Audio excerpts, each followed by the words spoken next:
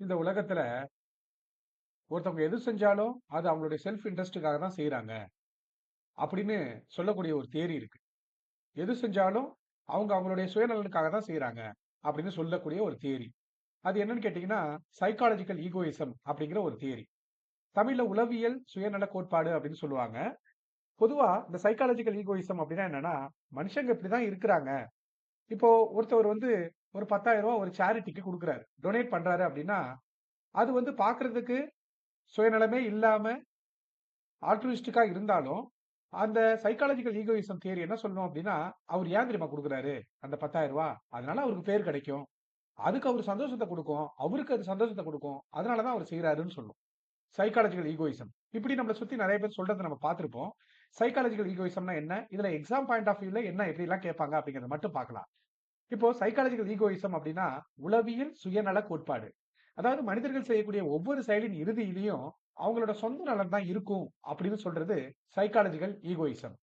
இப்போ every human action மனுஷன் செய்யக்கூடிய ஒவ்வொரு வேலையிலயுமே அவன் ultimately motivated by self interest. அவனுடைய சுயநலனுக்காக தான் செய்றான் அப்படின்னு சொல்றது. ஈவன் தோ அந்த ஆக்ஷன் வந்து பாத்தீங்கன்னா செல்ஃப்லெஸ் சுயநலம் இல்லாத மாதிரி இருந்தாலும் இல்ல ஆல்ட்ருயிஸ்டிக்கா இல்லாம இருந்தாலும். ஃபர்ஸ்ட் ஆல்ட்ருயிசம்னா என்னன்னு தெரியல உங்களுக்கு? ஆல்ட்ருயிசம் அப்படின்னா தான் உயிரை கூட வந்து பாத்தீங்கன்னா துச்சம் என எண்ணாமல் இன்னொருத்தவங்க உயிரை காப்பாத்த நினைக்கக்கூடிய ஒரு செயல். அதுதான் ஆல்ட்ருயிசம். பொதுவா இந்த படத்துல வரக்கூடிய ஹீரோ கேரக்டர்லாம் அப்படிதான் அமைச்சிருப்பாங்க. ஒரு பில்டிங் இருக்கும் அப்படின்னா, அதுல ஒரு குழந்தை மாட்டியிருக்கும். இல்லன்னா ஒரு பெண் மாட்டியிருப்பாங்க. ஹீரோயின் மாட்டிப்பாங்க. அத வந்து தான் உயிரே போனாலும் பரவால்ல அப்படின்னு சொல்லிட்டு போய் காப்பாத்த நினைக்கக்கூடிய அந்த குணம் தான் ஆல்ட்ருயிஸ்டிக்.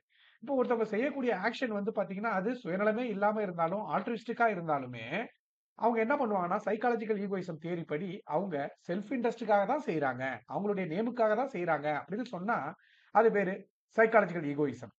இது எப்பவுமே மக்கள் எப்படி ஆக்சுவலா பிஹேவ் பண்றாங்க, எப்படி நடந்துக்கிறாங்க, நடந்து கொள்கிறார்கள் அப்படிங்கிறத தான் விளக்குது. இது எப்படி ஒருத்தவங்க நடக்கணும் அப்படிங்கிறத சொல்லவே இல்ல. அதனால இத ஒரு டிஸ்கிரிப்டிவ் தியரி அப்படின்னு சொல்லுவாங்க. இது வந்து என்ன தியரி அப்படின்னு கேட்டீங்கன்னா, ஒரு டிஸ்கிரிப்டிவ் தியரி அப்படின்னு தான் சொல்லுவாங்க. டிஸ்கிரிப்டிவ் தியரினா என்ன அப்படின்னா, இது விளக்குது. மனிதர்கள் எவ்வாறு நடந்து கொள்கிறார்கள், ஹவ் பீப்பிள் ஆக்சுவலி பிஹேவ் அப்படிங்கிறத தான் விளக்குது. எப்படி நடந்துக்கணும் அப்படிங்கிறத வந்து விளக்கல. சரி, அப்ப இங்க ஒரு கொஸ்டின் வரும்ல. எப்படி ஹவ் தே ஷுட் பிஹேவ் எப்படி அவங்க நடந்து கொள்ள வேண்டும் அப்படின்னு சொல்லக்கூடிய தியரி எதுன்னு கேட்டீங்கன்னா, ethical egoism. Ethical egoism. Psychological ஈகோயிசம்னா ஒரு மனுஷன் எது செஞ்சாலும் அது அவனுடைய செல்ஃப் இன்ட்ரெஸ்ட்டுக்காக தான் செய்றான். அப்படின்னா அது சைக்காலஜிக்கல் ஈகோயிசம். எத்திக்கல் ஈகோயிசம்னா ஆமாப்பா ஒவ்வொருத்தனும் அவனுடைய நல்ல கேரியருக்காக செல்ஃப் இன்ட்ரெஸ்டா தான் செயல்படணும். அவன் சுயநலமா தான் சிந்திக்கணும். அப்படின்னு சொல்லக்கூடிய ஒரு தியரி தான் எத்திக்கல் ஈகோயிசம். ஒரு ஸ்டூடண்ட் படிக்கிறான். ரொம்ப ஹார்ட் ஒர்க் பண்ணி படிக்கிறான். அவனுடைய குட் கேரியருக்காக அவன் வந்து படிக்கிறான். நல்ல வேலை கிடைக்கணும் அப்படிங்கிறனால ஒரு மாணவன் கடினமா படிக்கிறான் அப்படின்னா, அக்கார்டிங் டூ எத்திக்கல் ஈகோயிசம் என்ன சொல்லும் அப்படின்னா, அப்படிதான் படிக்கணும். நீ வந்து செல்ஃப் இன்ட்ரெஸ்டா தான் இருக்கணும் அப்படின்னு சொல்லும். ஆனா இதே விஷயத்த சைக்காலஜிக்கல் ஈகோயிசம் தியரி என்னமா சொல்லும்? அவன் அவனுடைய நல்லதுக்காக செய்றான். அவனுடைய சந்தோஷத்துக்காக செய்றான் அப்படின்னு சொல்லும். புரியுதுங்களா? இப்போ சைக்காலஜிக்கல் ஈகோயிசத்த பொறுத்தவரைக்கும், இதனுடைய கேரக்டர் எப்படி இருக்கும்னு கேட்டீங்கன்னா, இது ஒரு டிஸ்கிரிப்டிவ் தியரியா தான் இருக்கும். புரியுதுங்களா? எப்பவுமே ஹியூமன்ஸ் எல்லாருமே நேச்சுரலாவே செல்ஃப் இன்ட்ரஸ்டட் தான். சுயநலக்காரவங்க தான் அப்படின்னு சொல்லும். அது இல்லாம true selfless action does not exist. இங்க வந்து ஒரு செல்ஃப்லெஸ் ஆக்ஷன் அப்படிங்கிறதே கிடையாது அப்படின்னு சொல்லும். எல்லாருமே அவங்களோட சுயநலத்துக்காக தான் செய்வாங்க அப்படின்னு சொல்லும்.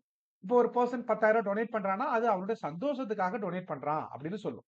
புரியுதுங்களா? அவனுக்கு வந்து ஒரு குட்டா அவன் ஃபீல் பண்ணணும் அப்படிங்கிறதுக்காக தான் செய்றான் அப்படின்னு சொல்லும். இப்போ ஒரு ஸ்டூடண்ட் வந்து இன்னொரு மாணவனுக்கு ஹெல்ப் பண்றான் அப்படின்னா, அவனுக்கு அது ஃபியூச்சர்ல ஹெல்ப் ஆகுங்கிறனால தான் பண்றாங்கோ சைக்காலஜிக்கல் ஈகோயிசம்.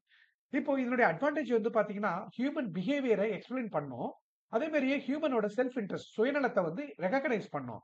ஆனா இங்க என்ன தெரியுமா பிரச்சனை? சைக்காலஜிக்கல் ஈகோயிஸ்ட் படி பார்த்தா, இப்போ ஜெனூனா ஒருத்தவங்க சாக்ரிஃபைஸ் பண்ணுவாங்க. நம்மளுடைய தாய், தந்தை நம்மள படிக்க வைக்கிறதுக்காக படாத கஷ்டப்படுவாங்க. ஆனா அதுவுமே சைக்காலஜிக்கல் ஈகோயிசம் படி அது அவங்களுடைய நல்லதுக்காக செஞ்சாங்கன்னுவாங்க.